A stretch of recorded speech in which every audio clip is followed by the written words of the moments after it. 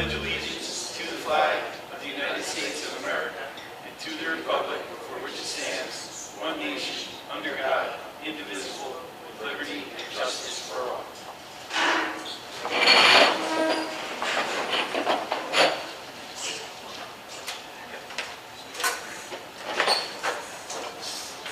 I'd like to welcome you all once again. This evening we have an individual who signed off the privilege of the floor, Christine Aiello, approach the podium. Thank you. I'm here tonight to express my concerns once again this month regarding the parity that needs to be between the village of Saugerties and the town of Saugerties with certain laws. There are two laws that are enforced in the village. One is the Inoperable Unlicensed Vehicle Law. It's been in place since 2008, and it is very clear and concise as to what is allowed and what is not allowed on property regarding the above referenced vehicles, inoperable and unregistered. It has been declared in this law that an accumulation of inoperable motor vehicles on premises within the village of Saugerties is unsightly, is a threat to property values, can pose a safety hazard to children, and is, in general, a nuisance and a threat to the environment. If a vehicle is not operable for public highways, it is not allowed, and violators of this law will be informed and there will be a penalty as a consequence for this violation. In the town of Saugerties, inoperable vehicle ownership is allowed. There is a home located on Redwood Road, which is right around the corner from where my husband and I live, that has had two inoperable vehicles sitting on their front lawn for over a year. Mr. Weeks contacted me regarding this property and told me that he spoke to the homeowner and told him that he needed to remove the vehicles and that he would be sending in 30 days an order to this gentleman to remove them. They are still both sitting in the exact same spot. Nothing has been done, and this is clearly in violation. There is another property located near the J.C. Park on Birchwood Drive South that has two inoperable vehicles on this property as well. The owner of this property has since passed, and there are new occupants living in this residence. There is a red and white Blazer that is proudly displayed and parked right on the front lawn of a premise on Manor Lane, which is one of the main entrances to Berkeley Heights. It is visible from all angles and cannot be unnoticed as you drive down Manor Lane. Supervisor Costello and I looked at this premise, and he told me that he could probably do something about this particular situation in a couple of days. But I'm sorry to say, the Blazer is still sitting proudly on the front lawn, and I think that was in April that we took a look at it. This vehicle is registered, but the owner apparently does not have consideration for his neighbors and how unsightly this appears to anyone who drives down Manor Lane. There is a blue truck without license plates on Lamb Avenue that is parked right on the front lawn for all neighbors to see, and it has been there for way over a year, and there's grass growing up the side of the vehicles. Local law property maintenance in the village of Saugerties has been in effect since 2005, and it holds property owners responsible for exactly that, maintenance of their property. Grass cutting is included in maintenance of exterior on premises. This village in the law states that grass is not to be longer than 6 inches high. There is a property on Lamb and Sturley that has gone from grass to weeds that are now nearly 6 inches high. It is not allowable, and it is so unsightly to all neighbors, but it can also attract animals and snakes, and it's just not allowed in the village. Essentially, I am simply looking to have the town of Saugerties receive the same parity in these specific mentioned local laws as the village of Saugerties. The town and village are now one entity with shared services. There is parity when it comes to the Saugerties Police and the Highway Department. Why is there such a discrepancy in the laws between the village and the town? Tax revenues are collected from Berkeley Heights in excess of $4 million. There are no laws, and until there are laws in place, there are actually no violators of any such laws. There has to be a concerted effort on the town board's part to combine and put into place the same values between the town and the village. Since the last town board meeting, I have met with Leanne Thornton on several occasions, and we discussed and reviewed these issues and concerns, and she has assisted me in gathering information as to how the village of Saugerties managed to execute these two local laws I am referencing tonight. I have spoken with Supervisor Costello since that last meeting in June, Mr. Andreessen, Mr. McIsaac, along with Greg Shorvis, regarding some issues of concern at the J.C. Park. I also received an email from Mr. Ivino, who is seeking public office this fall. Mr. Spoonmaker, unfortunately, you didn't call me back until last weekend. You were honest and you told me you forgot to call me back. Apology accepted. You did apologize, but you have to remember that you need to call people back regardless of what their concerns are. It's just part of being a political official. Okay, these issues here that I'm speaking about are critical.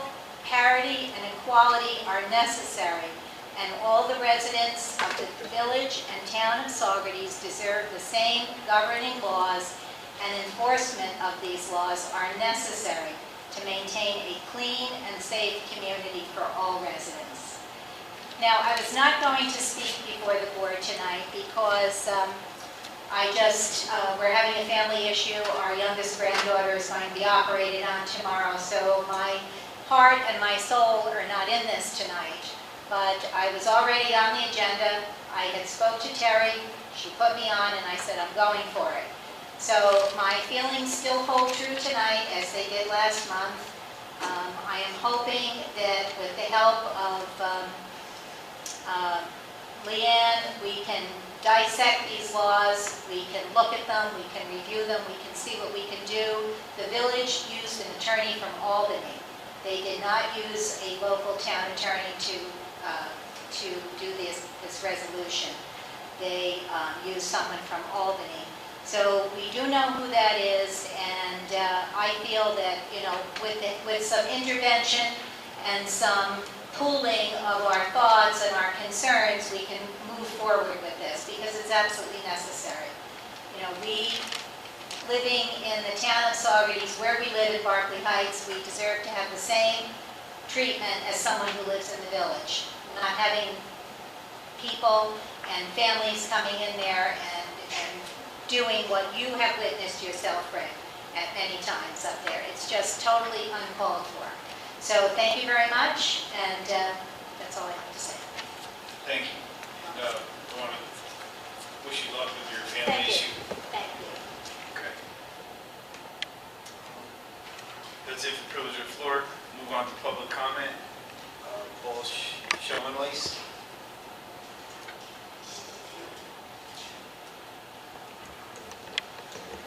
My name is Paul Schoenweiss. I live at 611 Route 212 up here in Veteran. Just a couple of quick things. I was just wondering if the board ever reconsidered or ever thought about bringing back 4th of July like it used to be. I've been here since 1984, and I remember we used to have bands and vendors and all kinds of stuff down there. And now there's nothing at ball game and fireworks. So I had a lot of people this year, actually a couple looking for fried dough and vendors and stuff, so just brought to mind. Also, I saw on the news tonight that Michael Lang's looking for a home. I live right on 212. I have no problem if you want. If somebody goes to Winston Farm, I'd love it. So that's it. Thank you. Thank you. Pat Lapp. Lou, I apologize.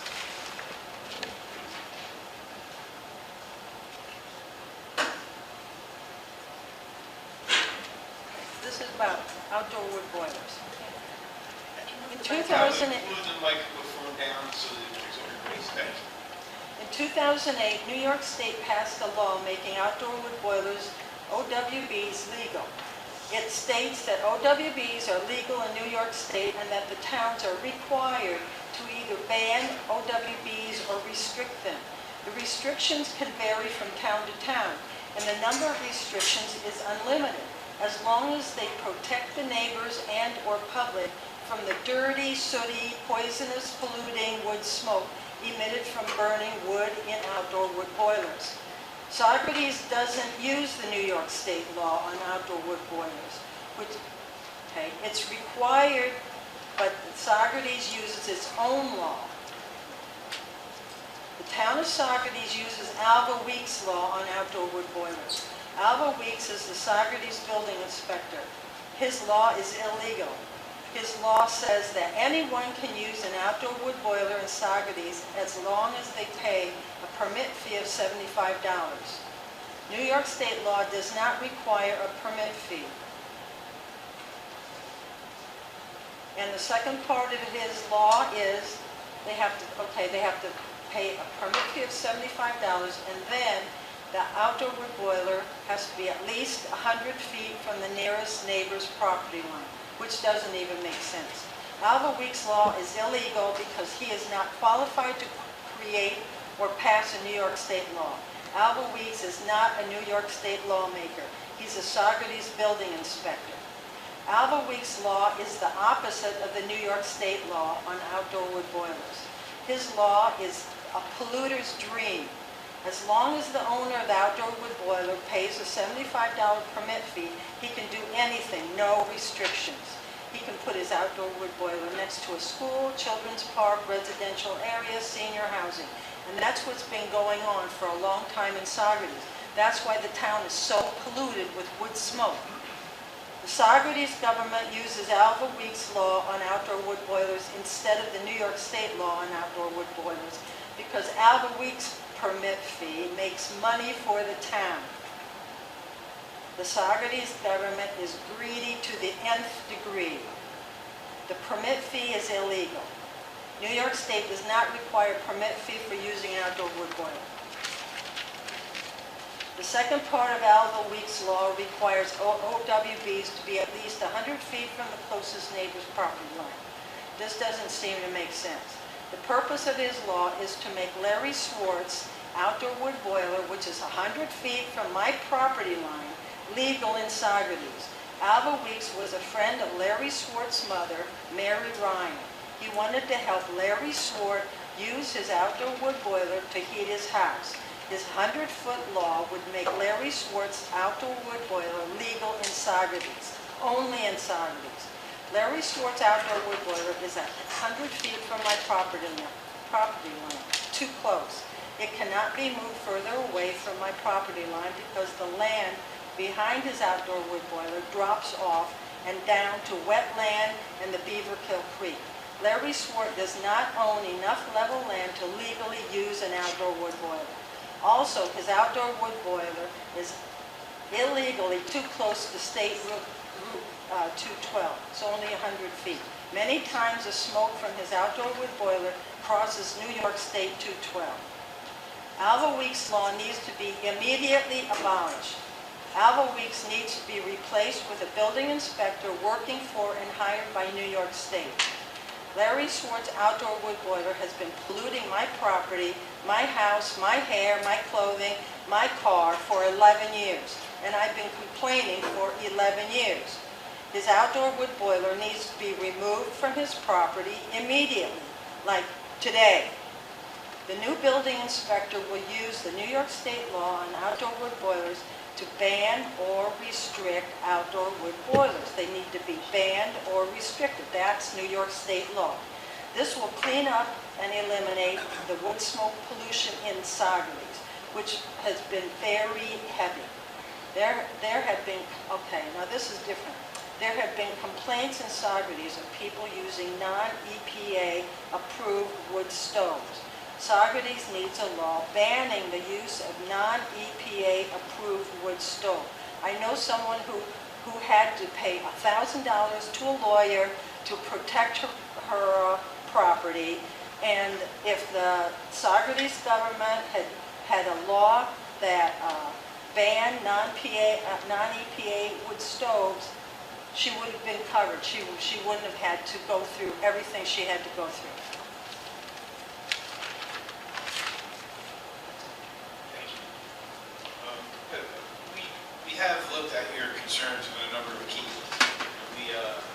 consultants and attorneys look at it, and their conclusion was that we do not have legal authority to change the existing conditions there. You know that. Then you haven't done anything. We did have our attorneys and the consultants look at the situation and critically to make sure that Albie was doing what we believe to be lawful, and the conclusion was that he did do everything in a lawful No, manner. he did. His law is illegal. I understand you're entitled to a different opinion. We appreciate that. Thank you. Bill Barr.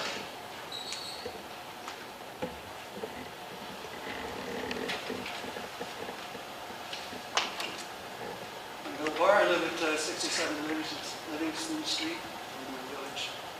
I want to talk to the board tonight about the threat posed by man-made climate change, but specifically about the urgency of the threat and the need for draconian measures at every level of government.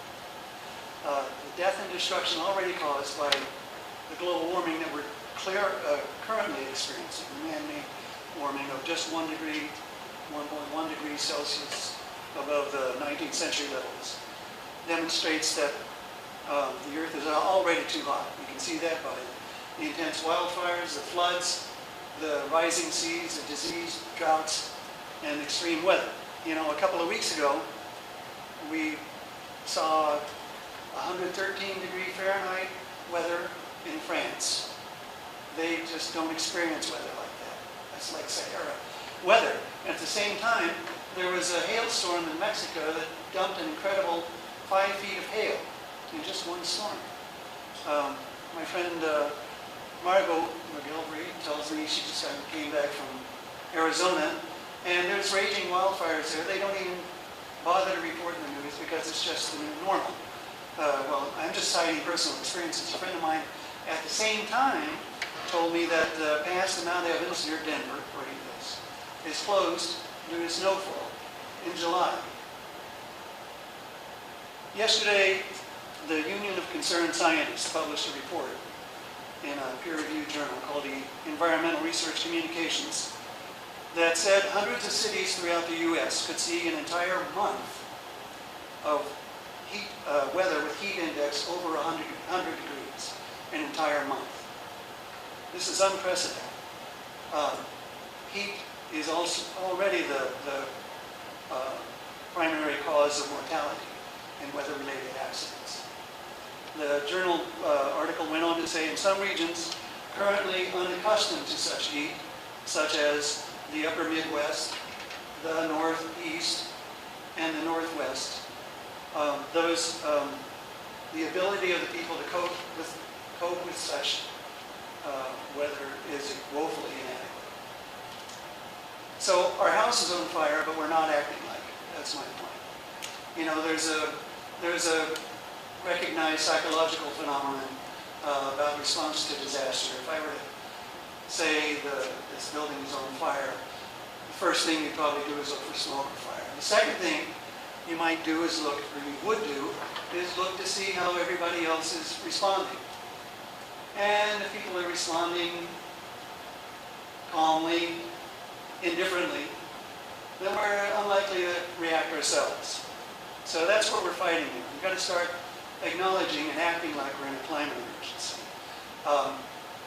Last year, the United Nations released a special report criticized by many climate scientists as being too conservative, that said if we're going to keep global warming down to 1.5 degrees Celsius, which is what the UN agreed to, which is already an unsafe level, but if we're going to do that as a target, it would require a transformation of every sector of the global economy over the next 12 years.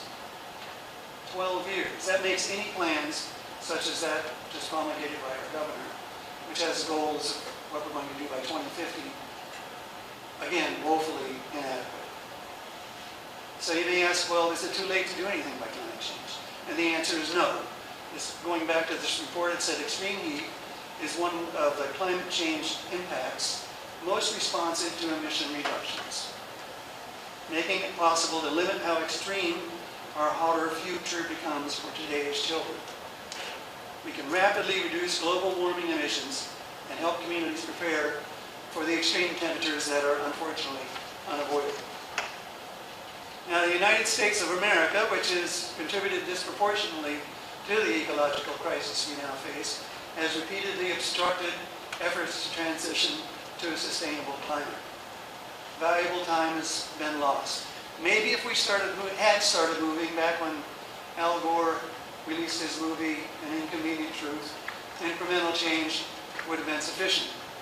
But, as I said, valuable time has been lost. And absent leadership at the federal level, the burden for taking action must come from the ground up. It must be made at the local level and become, if you will, a grassroots movement. And when you think about it, it would probably be more effective that way anyhow, instead of being promulgated from the top down. So last month, on June 26th, the Saugerties Democratic Committee adopted a resolution declaring a climate emergency and calling for immediate mobilization, creating a just transition to a sustainable climate. And as part of this resolution, I, as the secretary of that committee, was instructed to pass that resolution on to the town board with the hope that the town would take a similar action. By the way, I also forwarded that resolution to the Ulster County Legislature with a similar intent. You might be interested to know that declarations such as these have been made in 13 countries around the world, and in at least 19 jurisdictions in the U.S. One of the most recent being the New York City Council, which passed a resolution just hours before our committee passed its own. So I just want to say we recognize the great work the board has done towards being environmentally responsible.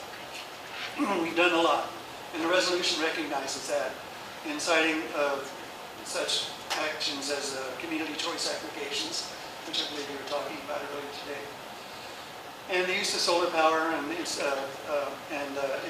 solar installation charging stations. Installation of charging stations, I mean to say. So we hope the town will continue to be an example of environmental stewardship by passing its own declaration such as this, and be an example in Ulster County, that Ulster County will follow suit, and that Ulster County will be an example for New York State. And you can join this in becoming a statewide and national movement. Thank you. Thank you. No one else is signed up to address the board. Is there someone who would like to address the board that did not get the opportunity? Okay. We'll move on to supervisor comments. I'd like to remind folks that tomorrow night is the first of this season's food truck festivals. Those were well attended last year. It was a pretty diverse group of food trucks who participated. There will be beer at the food truck festival. That's something that came late to last year's season, but it's a worthy cause. Marjorie Block has had this up in cooperation with the the Tourism Commission, and any revenues that they raise will be dedicated to the rebuilding of the Small World Playground. So it should be a fun evening, and the proceeds will be donated to a wonderful cause as well. So I encourage you to take your family out and try some good food and enjoy the music that will be there. Also, I'd like to update the board. Plans are being made for the reconstruction of the failing portion of Emmerich Road. Everyone's aware of the structural problems that we're facing there due to erosion on the ground below the road surface. It has caused the road surface to open and slide away. We have a lot of data that has been collected, and our town engineer, Peter Larios, is in the process of using that data to make a recommendation as to how to repair this. This is something that will happen this season for the snow flies. We have a similar concern on Dave Elliott Road. We believe that there's a silt layer in both instances that, when it's wet, acts like a lubricant, making the road surface above it unstable, and it slides into the stream beds. Congratulations to the Saugerties Stallions. They were the host of the Perfect Game Collegiate Baseball All-Stars for the first time ever last night. I think it was a great time for anyone who attended. There were scouts from every major league team there. And actually, they were really nice people. I had the opportunity to sit with a few of them, and they were very complimentary of Saugerties and how they were treated in their time here. And I think they really enjoyed the experience in our facilities. was a pretty special night, so congratulations to all the participants in that. Earlier this evening, we did have a public hearing regarding community choice aggregation. Community choice aggregation is something that was allowed by the New York State government. There are already models for this. Westchester County has organized a CCA. The point of these is to try to aggregate electric meters, customers, into a block where they can enter into the energy markets and buy energy at a discounted rate. It also gives us the opportunity to say that we want to be renewable, and I believe in Saugerties we would want both. We would want to save money and reduce our carbon footprint as a community. CCA is a mechanism that may allow for that. We're going to move a motion forward to adopt the enabling legislation. That is the first step, and from there on there will be a lot of work in selecting an administrator and picking priorities that we want that administrator to establish for the goals that they will do if we embark on that for them to become our energy provider. There are models for this throughout the Hudson Valley. It seems to have taken hold in Western New York more quickly than here, but we are hopeful that this opportunity is something we can share the benefit with our community with. This will not be a mandated thing. If folks do not want to participate in the CCA, you can simply opt out and you will not have the benefit. If the future comes along, you decide you want to be in, you can opt back in if you think the benefits are worth it for your family. This is, if you don't select an energy provider through Central Hudson today, they pick one on your behalf. The administrating situation will work similar to that. If a homeowner chooses not to select an energy provider on their own behalf, then the CCA, whoever they're working with, will become the energy provider, and the homeowner will get the benefits of those negotiations. So it's something very new. We're in the very first steps of exploring this option. We believe because we have so much solar inventory being created within the town's boundaries, there's an opportunity to do CCA within our own community and achieve the goals of saving money on energy and reducing our carbon footprint at the same time. That's a little bit different from what traditional CCA models look like. Generally speaking, there was 80,000 meters needed to make a competitive buying block. We think because of the resources that are available to us, we may be able to do that at 8,000 meters, which is Saugerties' cumulative total of electric meters. But we don't know that yet. We're going to explore that option and see if we can do it. If it can't be done, then we have the option to partner with neighboring communities. The town of Ulster has adopted similar legislation that enables them to explore it, and they would be a natural partner, and then our other surrounding communities as well. There's a Mid-Hudson CCA underway as we speak. I believe New Paltz, Poughkeepsie, and Highland, and then a community from the northern part of Dutchess County has joined that one already, so perhaps that's an option for us as well. But it's a big undertaking. I'm proud that this board has the courage to explore this opportunity, and if we think it's helpful to our residents, we will see it through. If we decide that there is not a benefit to be achieved, we would just leave it be. But the enabling legislation only gives us the opportunity to have that conversation. Also, I'd like to congratulate the Lions Club. A year ago, they took on the responsibility of hosting the 4th of July festivities on Cantine Field. They sponsored the fireworks in cooperation with the Kiwanis, the Sawyer Motors, and the Saugerties Stallions, and others. Those are the 4 primary sponsors. They did that again this year. They did provide some food vending outside of the Stallions field. It'll be up to them as we move forward how they want to explore the opportunity of either expanding or maintaining what they do.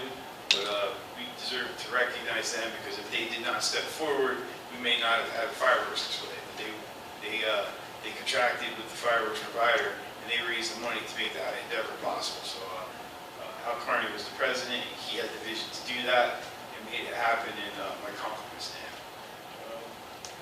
That's it. With that, I'll move for approval of minutes for the pre-board meeting of 6/12/19, town board meeting of 6/12/19, the special town board meeting of 6/21/19.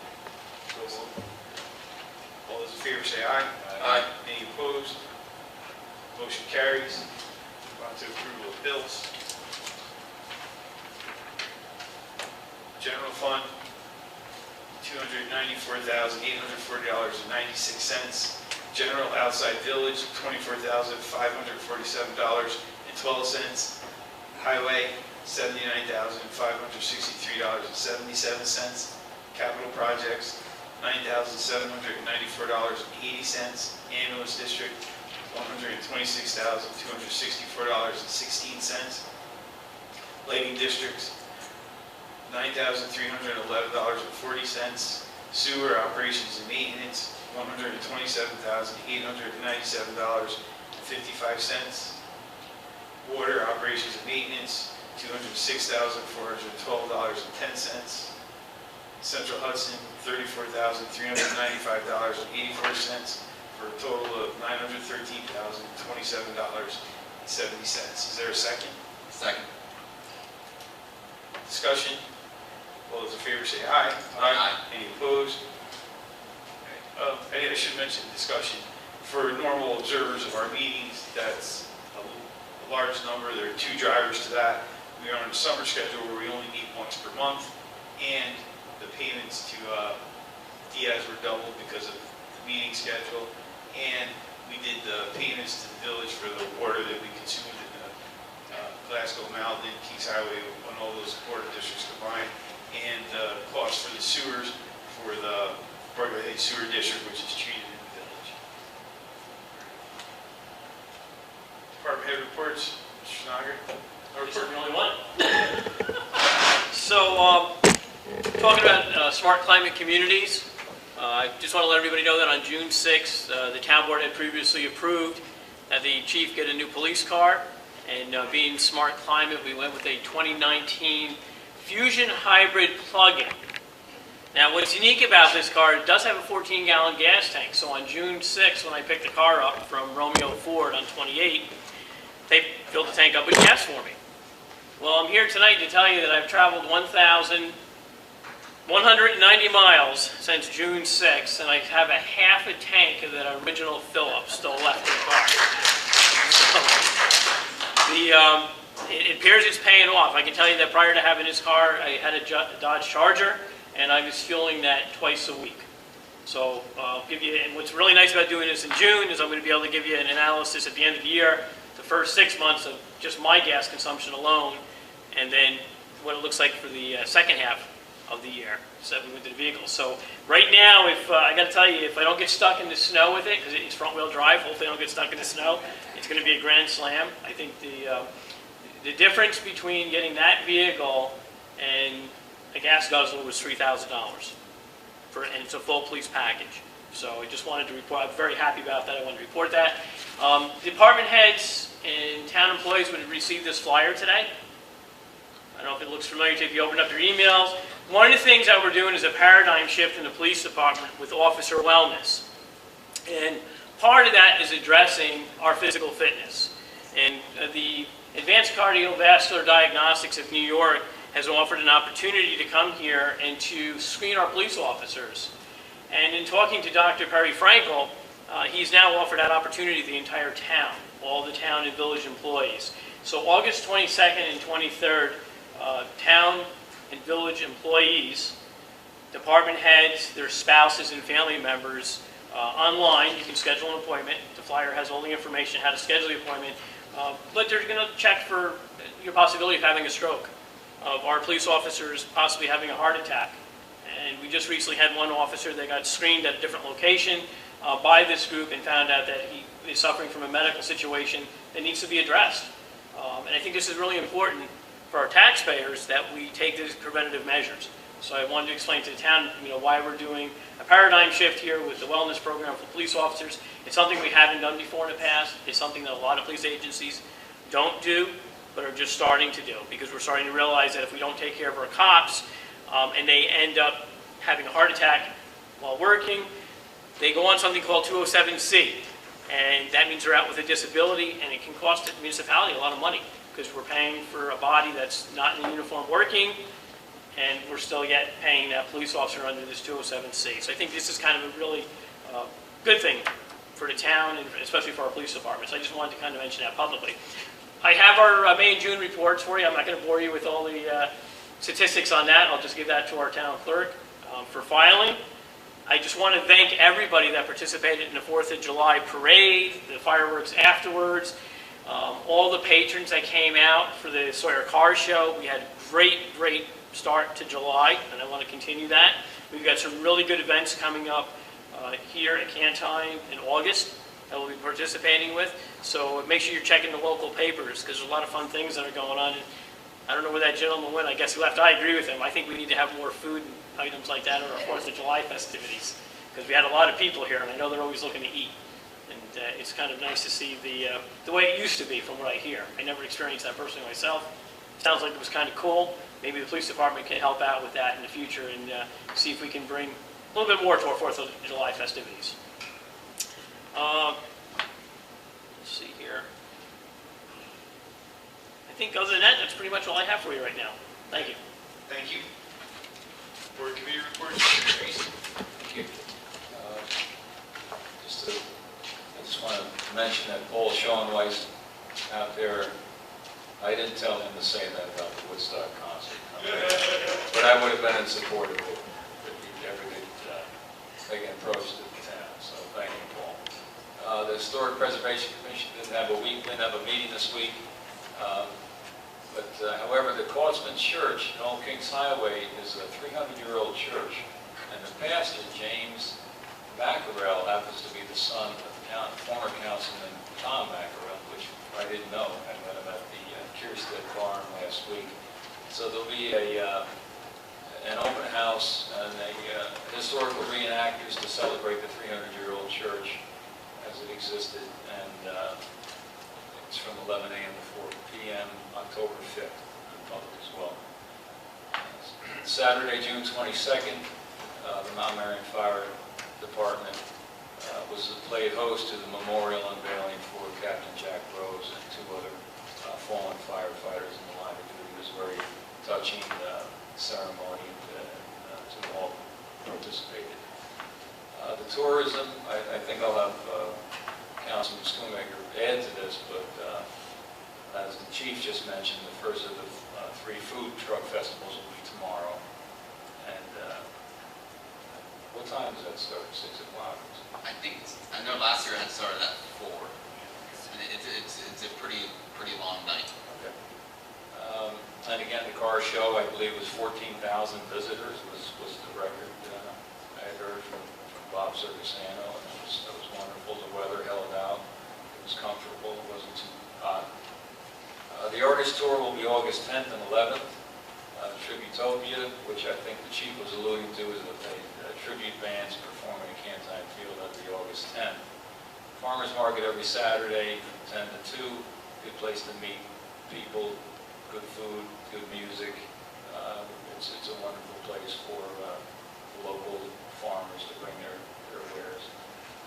The barn at the Kierstead House had an open house with a bunch of local artists, and it's still in session for viewing if you can make it.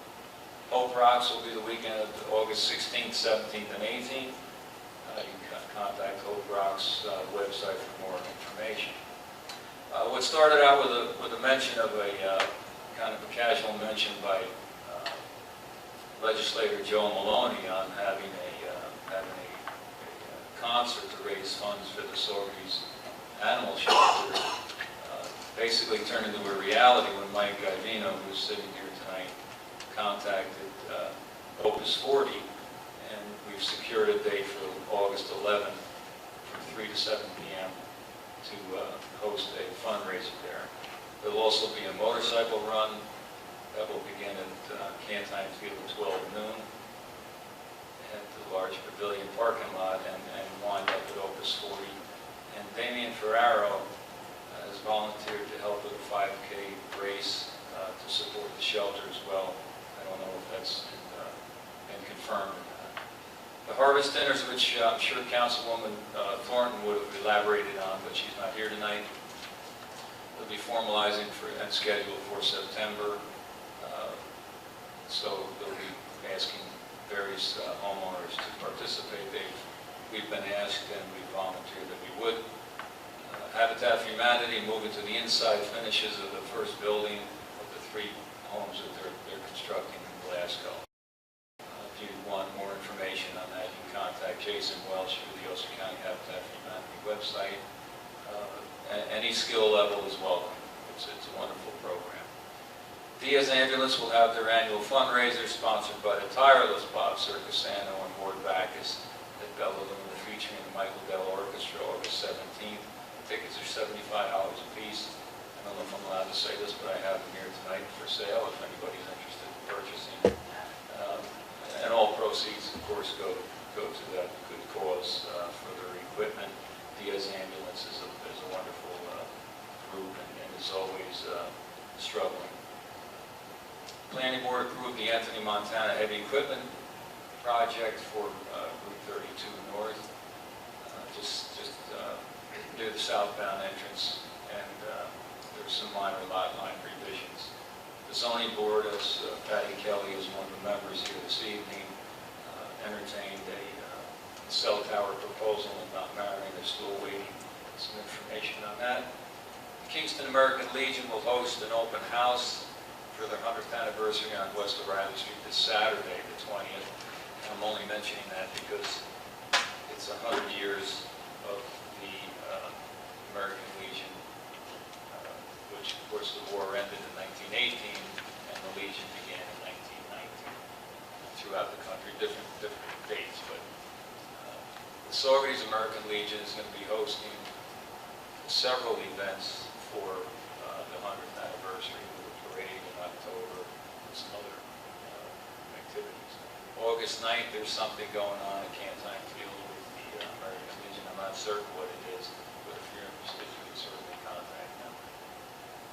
250 motorcyclists took part in Sunday's ride at the Lake Katrine American Legion to raise funds for those fallen Marines in the motorcycle accident in New Hampshire. They weren't all Marines that passed away, but it was a Marine Corps called the Leathernecks Motorcycle Club, and they were hit by a young man in the truck. It was quite devastating. 7 people were killed. I want to congratulate Doc Kimball on his 50th year on the police department. I know he's part-time now, and I've known him my whole life, and I certainly would have been there if I was able to attend. The town building department, as one of the folks speaking tonight mentioned, Alba Weeks has had some medical issues, so we wish him a speedy recovery.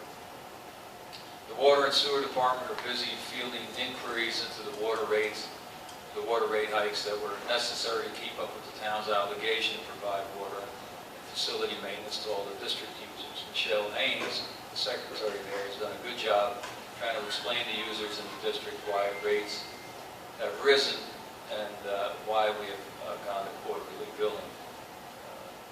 They do deserve some recognition. It's not an easy job, and the highway department certainly deserves some recognition for resisting for those water main breaks that they see Drive and Kramer Court. But again, you don't always hear about these folks. But if you run out of water, you're always happy they're around. Same thing with electrical engineers and whatnot in Central Hudson. The All-Star game, I would have went last night, but I couldn't get a parking spot, so that was good for them. But we did see the fireworks. Stallions, it's a good place to go. Bring your children, grandchildren if you can. And I respectfully request that the supervisor entertain a motion of silence at the end of tonight in memory of Tony Amato, Irv Lindsay, and our recent passing of legislator James Maloney from the town of Ulster, and any others that you may know of.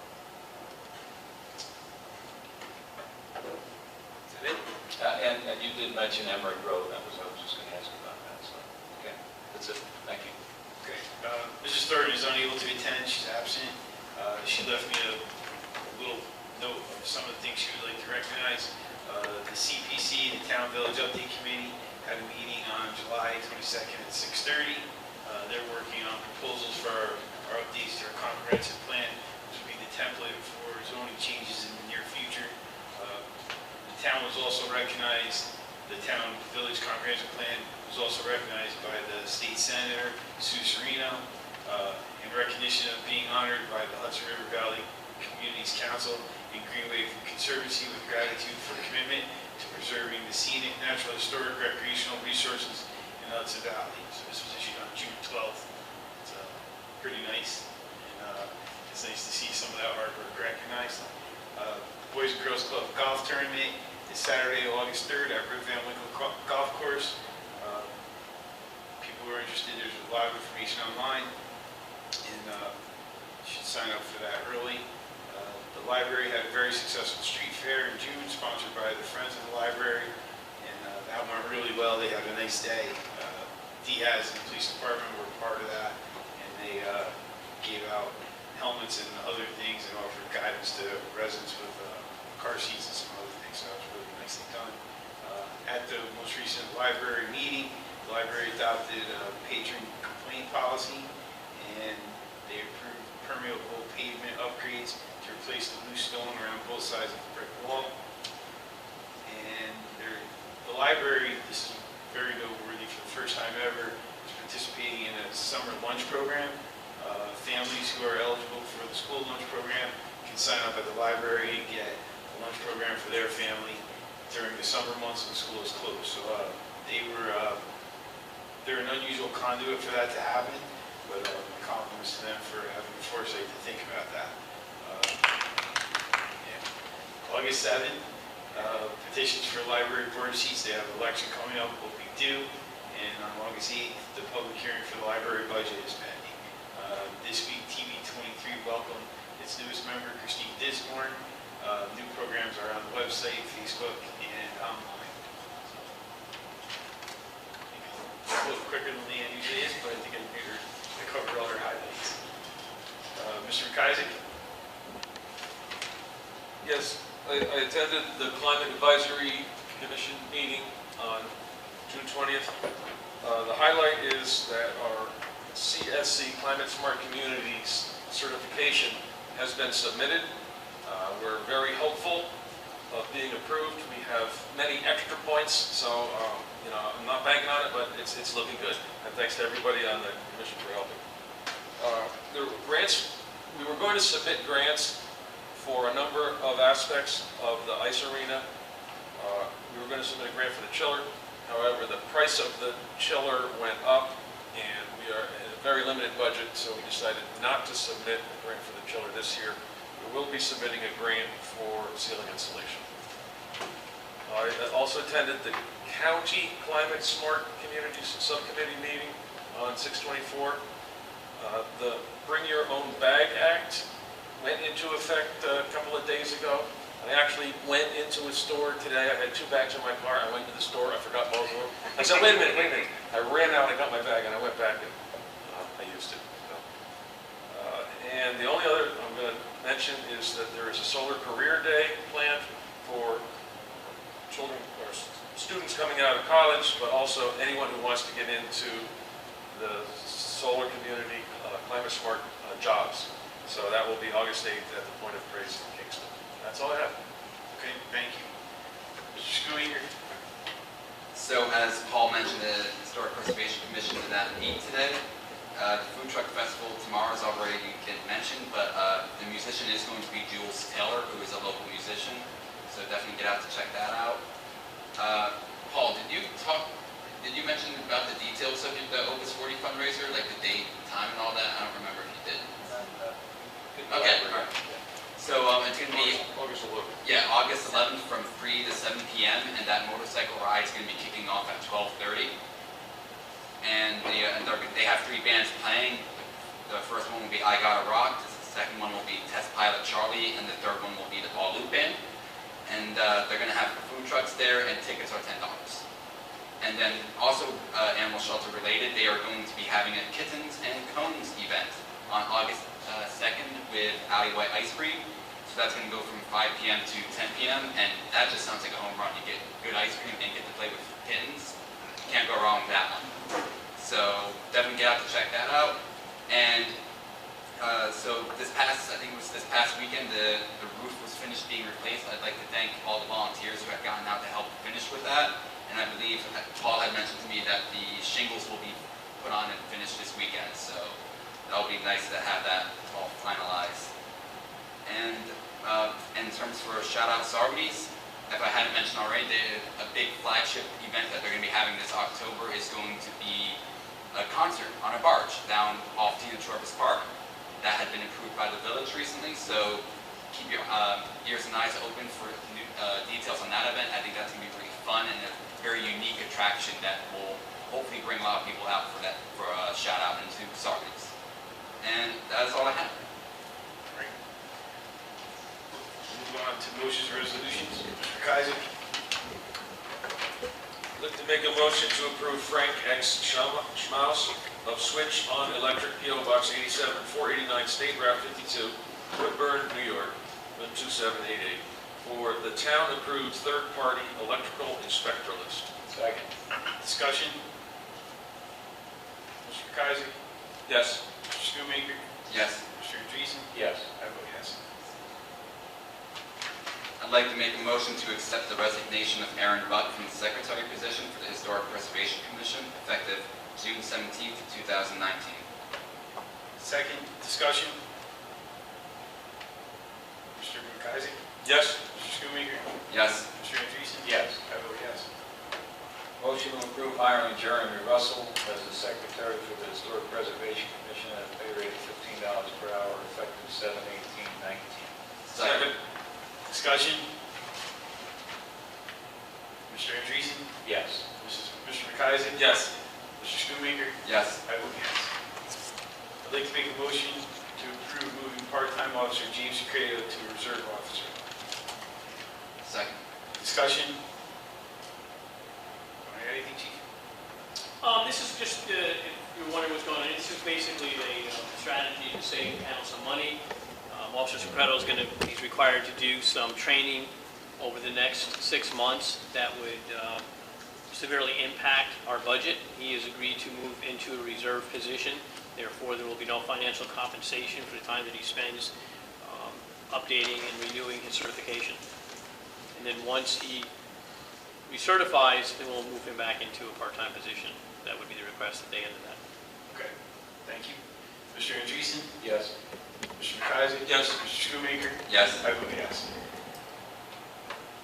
I'd like to make a motion to accept the resignation of Officer Sean O'Keefe, effective 6/30/19. Second. Discussion. Mr. O'Keefe's took a job opportunity. He went to the city of Poughkeepsie for more money. Okay.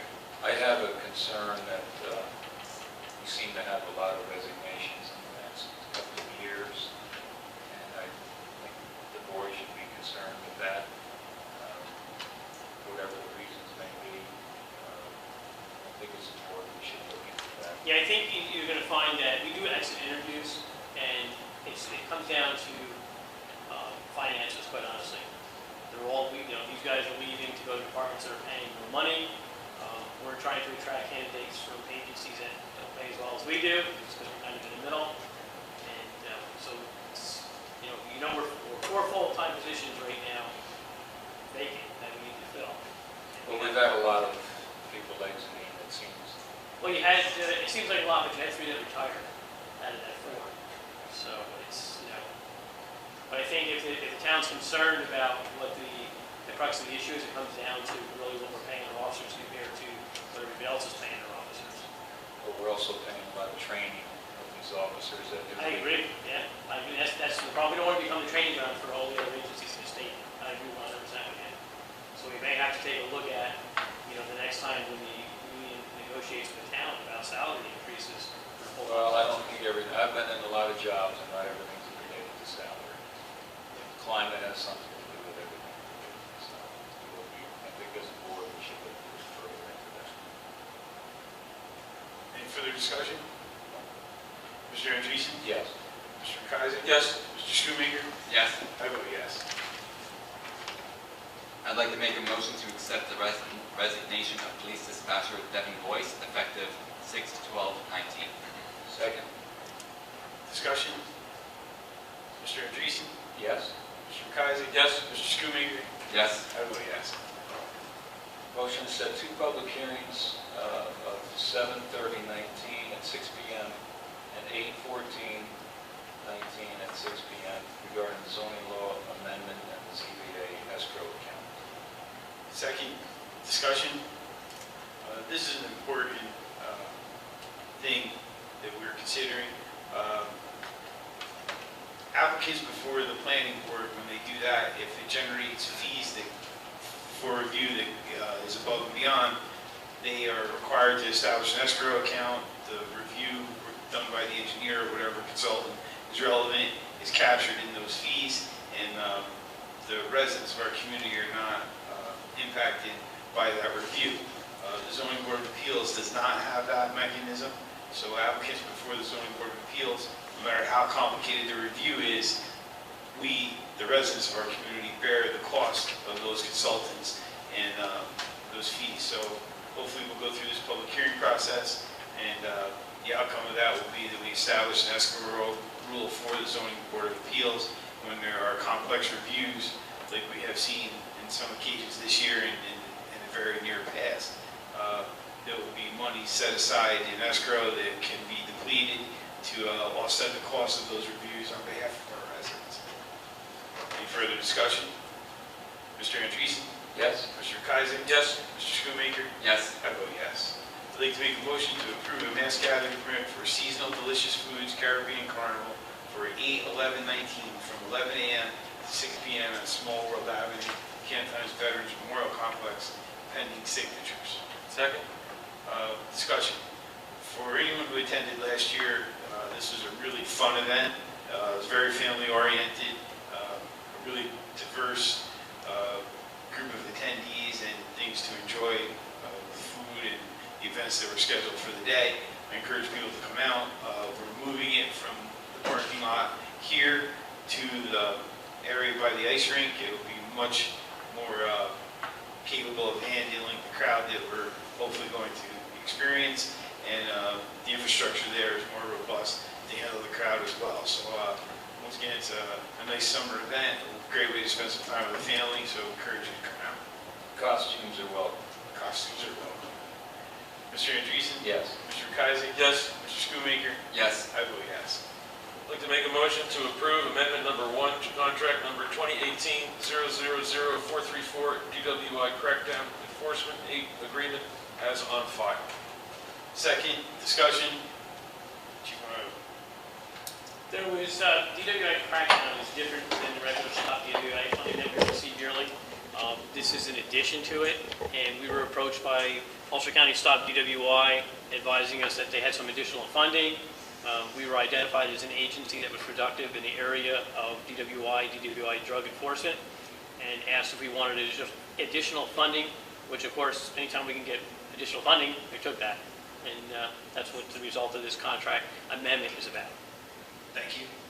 Any further discussion? So it's moving from $1,000 to $6,900? No, we originally received $5,900 for crackdown. They're giving us an additional $1,000. Okay. And is this for a one-year contract? This is actually, no, this is to cover a window for Labor Day weekend. So over Labor Day weekend, we have additional funds now. So the community is forewarned that there's a 2-week crackdown period, and we'll have patrols out every night during that 2-week period. And that's where that money will be used. Further discussion? Mr. Andreessen? Yes. Mr. Kaiser? Yes. Mr. Schoonmaker? Yes. I vote yes. I'd like to make a motion to approve the resolution as on file, authorizing the town supervisor to sign an intermunicipal agreement with the Saugerties Public Library. Second. Discussion. This is a pretty exciting endeavor. We have been successful in installing 3 charging stations on Canton Field and 1 at this facility. And this will give us the opportunity to install a charging station at the parking lot on the south side of the library. We're going to use a small curb, install a brand new electric service, attach that electric service to a charging station, and 2 vehicles will be able to charge their car at the library. The reason I find this so exciting is at the library, it's geographically much closer to the center of the village, and it lends itself to the opportunity for someone traveling to walk into the village and enjoy the restaurants or an art gallery or any other of the things that we take for granted every day. So this is a pretty unique opportunity. Hopefully in the near future we can cite another 1 or 2 charging stations in or near the business district of the village, but this is the first one. When folks travel with an electric vehicle, part of their planning for their travels needs to be where they can charge up after 200 miles or so, and going to the library, perhaps reading a book or doing some type of research lends itself to a period of time where the car could be outside charging, or if they choose to walk after they're done at the library into the village, they can benefit from the time that they're walking around, their car could be charging then. So it's a pretty unique opportunity. It was a pleasure to work with the library board and Katie, the librarian. They share our vision for how that may be used, and it's I think it'll be a pretty nice addition to the village business district. Any further discussion? Mr. Andreessen? Yes. Mr. McIsaac? Yes. Mr. Schoonmaker? Yes. I vote yes. Motion to allow the supervisor to sign the professional services change order as on file for consulting services task 0300 with Chase & Company, engineering firm. Second, discussion. This change order will allow us to hire Chazen to do some analysis of data that was collected on the Corolla sites. We're trying to get an understanding for what, if any, public health risks exist for those neighborhoods, and hopefully be able to offer advice as to how those homeowners and neighbors can protect themselves from those potential risks. We do not have the expertise to do that. We've worked very closely with Panera and Larios and Chazen on occasions with regard to this, and this further analysis, I think, will be helpful for us as we try to develop policy that will be helpful in this situation. Any further discussion? Mr. Andreessen? Yes. Mr. McIsaac? Yes. Mr. Schoonmaker? Yes. I vote yes. I'd like to make a motion to approve the payment in lieu of taxes pilot agreement for the solar energy systems as on file between the town of Saugerties, County of Ulster, the Saugerties Central School District, and Bluestone Solar Energy LLC. Second? Discussion. This is a utility scale solar project, just over 20 megawatts. This is one of the things that creates the opportunity for us to endeavor into CCA. We feel that this is a tremendous resource, not just for Saugerties, but for the Hudson Valley. It went through the planning process already and was approved. The pilot was negotiated with the guidance of NYSERDA, who came out with a high side of a pilot and a low side of a pilot. Each project has different metrics that drive what the project can afford to pay in a pilot. We work very closely with the county in negotiating this because utility scale is relatively on the low side of what the NYSERDA guidance is, but it's for 20 megawatts. A much smaller scale pilot for a smaller project would be, all things being equal, is likely to be closer to the higher side of those negotiations.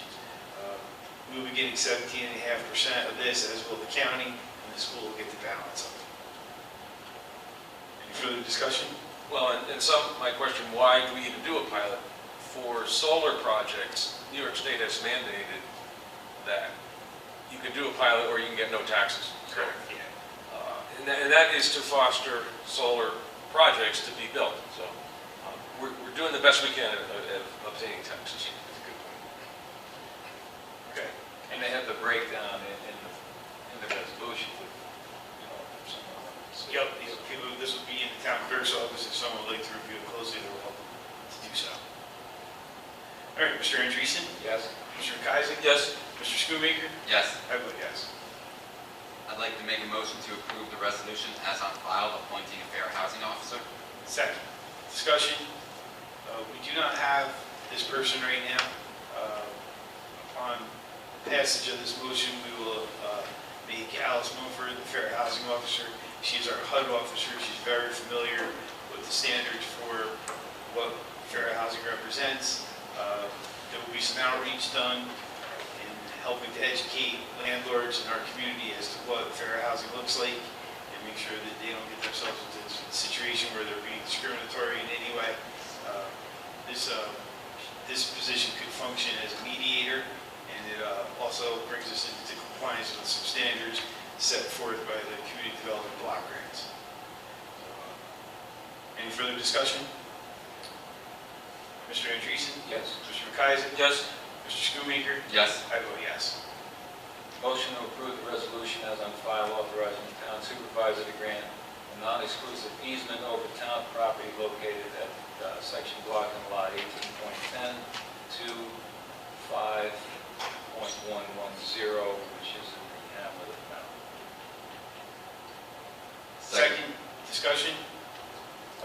We've been approached by a property owner that recently purchased property.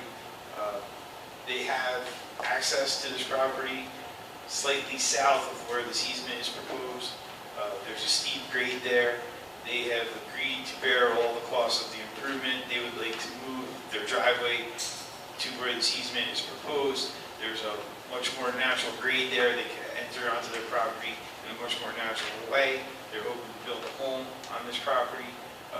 We had an appraiser evaluate the value of this, and our town attorneys reviewed it to make sure that we maintain access to the critical infrastructure that will be underneath the new driveway.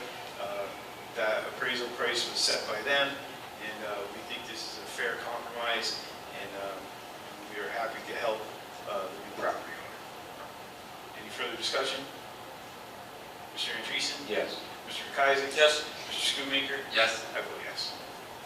I'd like to make a motion to adopt local law number 4.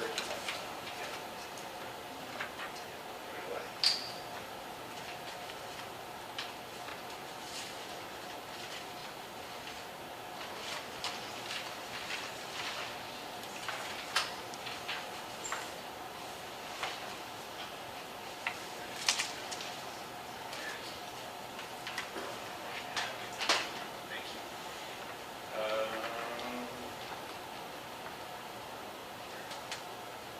Local law number 4, of the year 2019, entitled, "The Local Law Providing for a Community Choice Aggregation Program." Is there a second? Second. Okay, this is, we've already discussed this a little bit. This is what we held the public hearing for earlier this evening. Like I mentioned in my comments earlier, this would be the first step in exploring the possibility of bringing an administrator in and negotiating different structure for our energy bill. Any further discussion? Mr. Andreessen? Yes. Mr. Kaiser? Yes. Mr. Schoonmaker? Yes. I vote yes. I think that's it. Didn't miss anything, right? Okay. All right, so we're going to do the deserves of a moment of silence for Mr. Lindsay, Mr. Amato, and the late Assessor Jim Maloney. Please join us.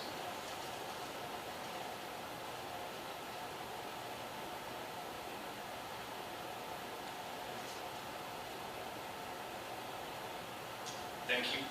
I'll entertain a motion to adjourn. So moved. All those in favor say aye. Aye. I want to thank you all for coming this evening. Our next scheduled meeting is Tuesday, July 30th, 2019, public hearing at 6 p.m. for zoning law amendment for ZB escrow account. Wednesday, June 14th, public hearing at 6 p.m. zoning law amendment for ZB escrow account. Wednesday, August 14th, June 19th, pre-board meeting following public hearing, town board meeting at 7. Thank you all. Have a safe ride home.